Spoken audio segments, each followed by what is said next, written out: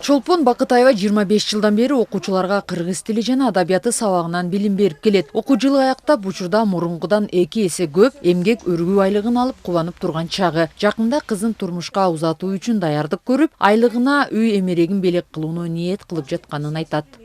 37-ге чейин алчу элем отпуск ойду. Азыр болсо 68 миң алдым. Мен бул абдан чоң эле өзгөрүү болуш керек менимче. Ушул отпускуну алып, мен ушу өзүмдүн маңдай терим менен тапкан акчама ошо ырымдап кызым күйөө кетет эле, ошого сеп даярдап аткам.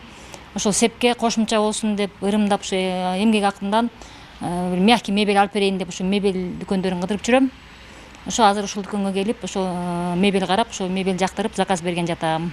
Суммасы туура келет экен. Мен ойдогудай мебель ушул менин акчама туура келет экен. Мен ошого абдан кубанып жатам. Ушул мебелге акчасы туура келип, ушу алган атканымчы. Өлкө башчысы Садыр Жапаровдун демилгеси менен 2022 жылдын 1-апрелинен баштап мугалимдердин жана мектеп жетекчилеринин айлык маяналары 80%га көтөрүлгөн. Ал эми учурда Кыргызстан боюнча мектеп жетекчилеринен тышкары бардык мугалимдер менен бала бакчадагы кызматкерлер жылдык өргүү айлыктарын алып бүтүшкөн. Окутуучулардын жашаган аймагы, эмгек стажына карап өргүү маяналары 30 миңден 100 миңге чейин жетет. Билим берүү жана илим министрлиги тарабынан ага жалпы 8 миллиард сомдон ашык каражат бөлүнгөн. Орточо отпускною бир 30 же 40 миң сомдун тегерегинде болот орточо Кыргызстан боюнча. Бирок эң көп алган мугалимдер отпускнойду бул Нарын облусу менен анан кийин тоолуу райондор, Оштун, мисалы Чоң Алай, Каракулжай деген райондору алат. Анткени толук коэффициенттери бар. Отпускнойлору 1,5-га көбөйтүлөт, то есть 50%. Ошондуктан бир алардыкы бир 50% көбүрөөк болот. Отпускнойлор боюнча.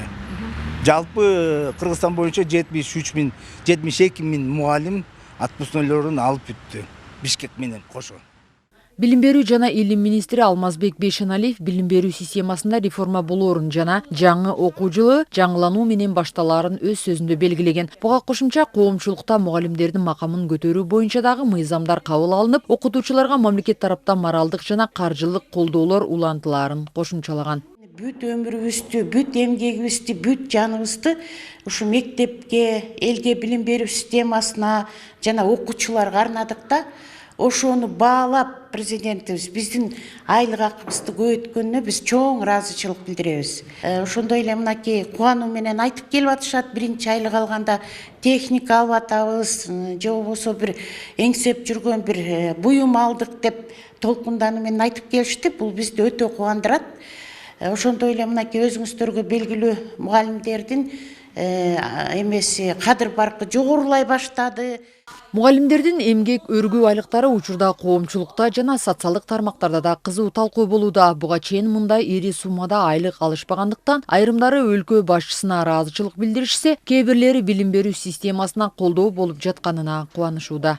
Тамара Абулкасымова: Садыр Нуркожоевичке рахмат. Мугалимге отпускнойго 75 миң сом чыгыптыр Бишкекте. Эмирбек Бекбаев: мугалимдин курсагы ток болсо өлкөдө илим-билим жогору болот. Айлык маянанын көтөрүлүшү келечектин фундаменти. Айганыш Сапарбаева: алган акчаңар буйрсун, татыктуусуздар. Сүйүктүү ажообуз Садыр Жапаров иниме жараткан жар болсун. Иштерине ийгилик каалаймын. Акчол Нышанов: түнкү 1:30-да Баткенден тайкем чалыптыр. Маанайы сонун. Мага Түркияга 2 кишилик туура карап бер. Жеңең 96 миң сом отпускной алыптыр дейт.